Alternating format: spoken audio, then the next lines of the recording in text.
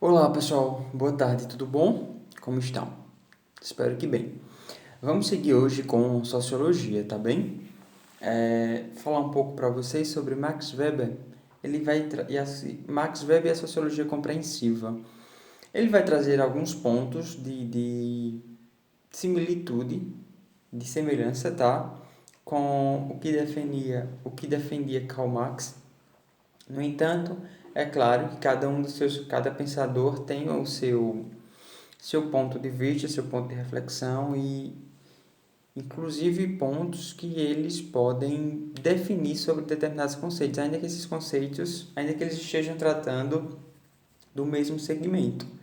Weber ele foi um leitor e apreciador da obra de Marx, iniciou, na verdade, uma importante tradição de pesquisa sociais denominada sociologia compreensiva.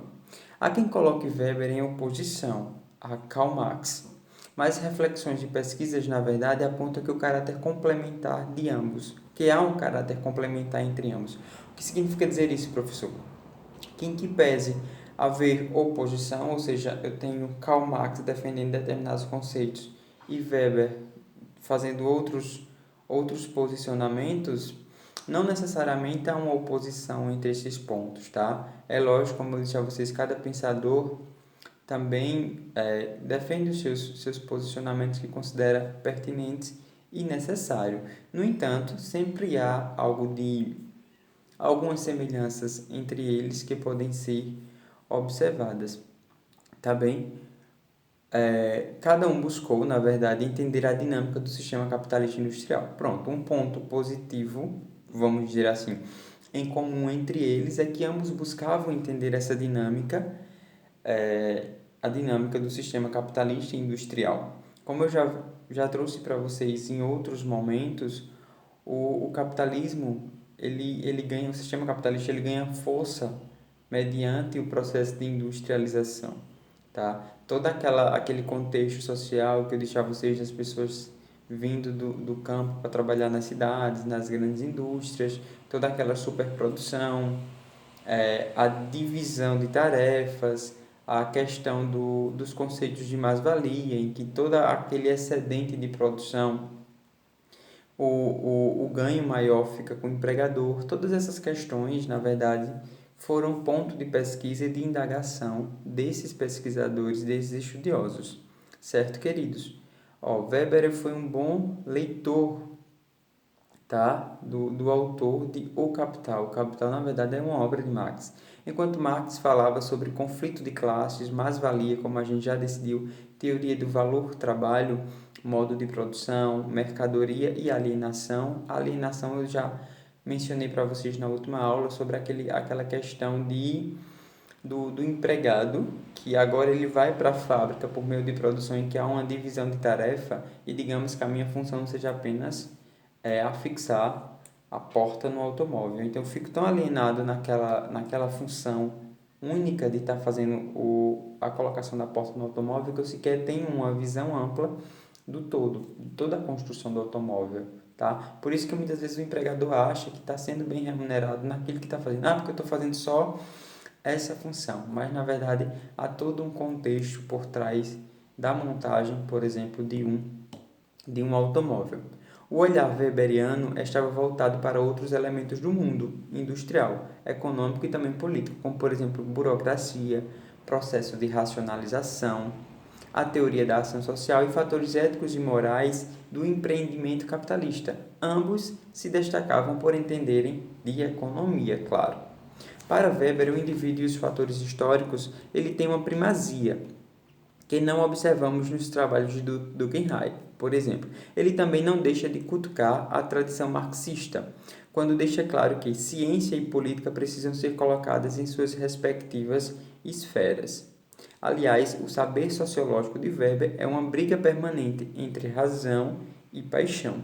O controle dessas paixões, que são as ideias e sentimentos subjetivos de um cientista, mas não os valores objetivos que ele busca. Deve ser constante, analítico e rigoroso. Os valores certamente ajudam na escolha de um objeto, mas a partir daí, quem dá as cartas são a razão e a ética científica. Vejam que há uma certa, por mais que, como eu disse a vocês, Tanto Karl Marx como Max Weber, eles têm um ponto em comum, que é o estudo do sistema capitalista industrial, mas enquanto Marx está voltado mais para a questão dos conceitos de alienação, de mais-valia, dos conflitos de classe, Weber vai estar voltado mais para todo esse outro olhar, que vai trazer a questão da burocracia, a briga permanente entre razão e paixão, todos esses conceitos. Tá bem, queridos? Ó, para o sociólogo alemão Weber, tá? As ciências sociais observam o mundo social e a cultura de forma compreensiva e como singularidades. Isso quer dizer que cada evento, em cada lugar, adquire um caráter específico e só pode ser considerado com algum nível de generalidade dentro do seu contexto. Suas pesquisas tinham por objetivo compreender realidades, motivações e princípios, mas também sempre um recorte, isto é, com uma totalidade válida para qualquer tempo e espaço. Vejo que, como eu disse a vocês, o que é interessante desses pesquisadores é que eles defendem determinado ponto de vista naquela época em que eles viveram. No entanto, essas pesquisas elas tinham um valor significativo tão importante que ela vai trazer uma repercussão para outros momentos sociais, certo? Que pode se amoldar, que pode se aplicar perfeitamente a determinados tempos sociais. Porque em si, o que há de mais importante dentro desses conceitos, por exemplo, de capitalismo, eles se perduraram no tempo. O que foi observado outrora, ou seja, naqueles tempos passados, ainda hoje é possível fazer essa observação.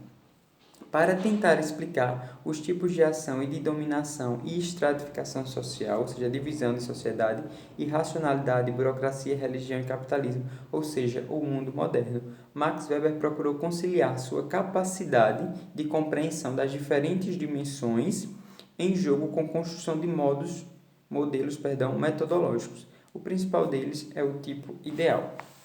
O que era o tipo ideal? O tipo ideal, na verdade, é um modelo abstrato, tá? Abstrato é algo que a gente não consegue visualizar, mas que a gente consegue compreender. Quando usado como padrão de comparação, permite-nos observar aspectos do mundo real de uma forma mais clara e mais sistemática. O socialismo e o capitalismo de livre mercado, por exemplo, podem ser descritos como tipos ideais para identificarmos suas características essenciais, ou seja, a sua essência, em forma pura, algo exagerado, que é improvável que exista em algum lugar, exceto em nossa mente. É justamente as questões dos modelos que é como se nós estivéssemos comparando teoria e prática, tá? Então, o capitalismo e o socialismo têm, lógico, a sua essência e a sua beleza, vamos dizer assim, principalmente na questão da teoria. Mas quando nós trazemos esses determinados conceitos para a prática, nós percebemos que há uma certa são quase que conceitos bem opostos. Por quê? Porque a prática geralmente ela é muitas vezes ele dissocia-se da teoria. É como o direito. Quando a gente estuda a legislação na faculdade, a gente imagina determinada aplicação de formas distintas do que é da realidade. Quando nós saímos do contexto de teoria do direito e vamos para a prática, nós percebemos que há todo um mundo totalmente distinto, tá? Daquilo, a sua forma de aplicação, os procedimentos, tá? Então, são mais ou menos esses questionamentos que ele traz. E o que era essa sociologia compreensiva muito definida por Weber? Era a metodologia, ele vai dizer aqui, que é a metodologia ou corrente sociológica desenvolvida por ele e que tem como objetivo, na verdade, compreender e interpretar uma ação social, entre outros elementos da vida social, tá? Ação social dentro da vida social. O cientista tem a função de explicar fenômenos, ainda que não consiga fazer em sua totalidade, mas ele não deve impor suas ideias e conclusões à sociedade. Weber também separa ciências humanas das ciências sociais, na mesma linha de William. Deixa eu só finalizar, que tem uma atividade bem pequena aqui, bem simples, e a gente também vai já terminar esse conteúdo, tá? Max Weber, tá? Vai trazer a teoria da ação, que ele vai dizer que A ação, na verdade, ela é definida por uma conduta humana, tá? Essa ação, essa conduta humana, ela pode ser por um ato, por uma omissão ou uma permissão. Perdão.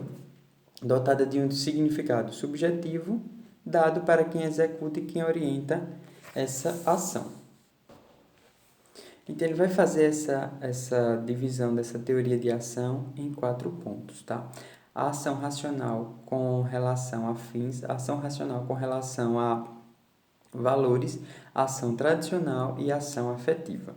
Vou ler cada uma delas para vocês. Ó. Ação racional com relação a fins, baseada na racionalidade com o propósito de obter o melhor fim a partir dos meios adequados. Tá?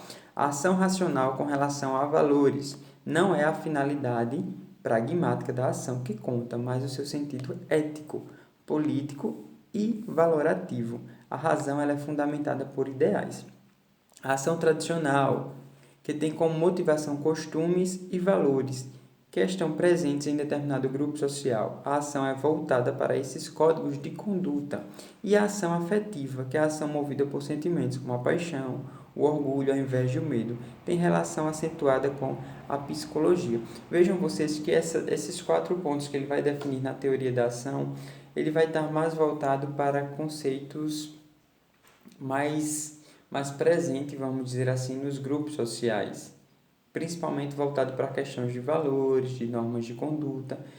Por quê? Porque ele traz essa teoria da ação baseada nos pontos de ato, omissão e permissão. Tá, queridos?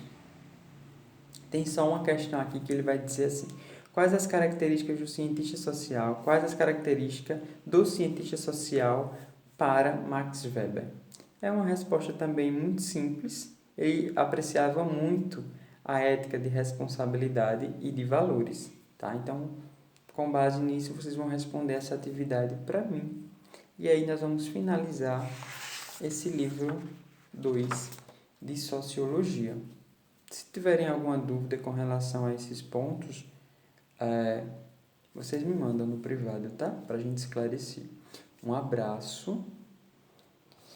Estudem, tá? Estudem bastante.